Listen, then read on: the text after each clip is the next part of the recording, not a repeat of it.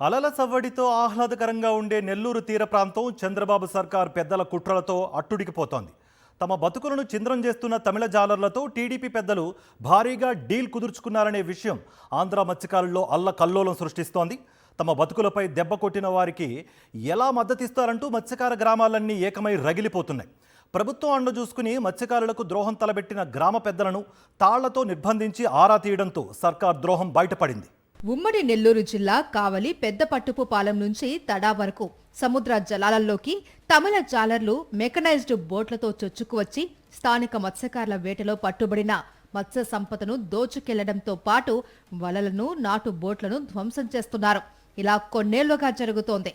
వీరి ఆగడాలను భరించలేక కావలి, బోగోలు, అల్లూరు, ముత్తుకూరు మండలాలకు చెందిన మత్స్యకారులు 5 నెలల క్రితం జిల్లా తీరంలోకి చొరబడిన తమిళనాడుకు చెందిన 4 మెకనైజ్డ్ బోట్లను అదుపులోకి తీసుకున్నారు. ఇటీవల బోగోలు మండలం జువ్వలదిన్నకు మంత్రి నారా లోకేష్ వచ్చి వెళ్లడం, ఆ తర్వాత జిల్లా కలెక్టరేట్లో మత్స్యకారులతో మరో మంత్రి సమావేశం కావడం, ఆ తర్వాత 4 రోజులకే అర్ధరాత్రి వేళ మత్స్యకారులు ప్రాణాలకు తెగించి తమ నిర్బంధంలో ఉంచుకున్న 4 బోట్లను రహస్యంగా వదిలివేయడం జరిగిపోయింది. దీంతో ప్రభుత్వం నమ్మక ద్రోహం చేసింది అని మత్స్యకారులు కోపంతో రగిలిపోతున్నారు. టీడీపీ పెద్దలు తమిళ జాలర్లతో భారీ డీల్ కుదుర్చుకున్న తర్వాతే ఈ మంత్రాంగం నడిచింది అని మత్స్యకారులు ఆగ్రహం వ్యక్తం చేస్తున్నారు. అల్లూరు మండలం ఇసుకపల్లిపాలెం పెద్దలకు భారీ మొత్తం చేతిలో పెట్టి మత్స్యకారుల నిర్బంధంలో ఉన్న తమిళ బోట్లను విడిపించినట్లు తెలుస్తోంది. ఇదంతా టీడీపీ పెద్దల కుట్ర కోణంతోనే జరిగింది అని తీర ప్రాంతంలో ఉన్న దాదాపు 114 గ్రామాల మత్స్యకారుల ప్రజలు మండిపడుతున్నారు.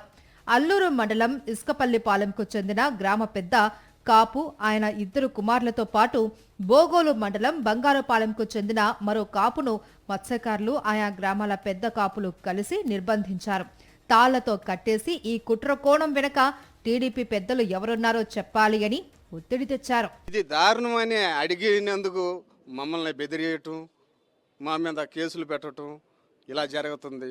మా మత్స్యకారుల్ని లోపలికి పోనీయకుండా ఇబ్బంది పెట్టడం, ఆ కంపెనీ వచ్చిన తర్వాత లోకేష్ బాబు గారు వచ్చి శంకుస్థాపన చేయటం, ఈ క్రమంలో ఈ 4 బోట్లు మాయమైపోవటం, మా మత్స్యకారుల్ని పొట్ట కొట్టేశారని కూడా మేము అందరికీ మనవి కోరుకుంటున్నాం.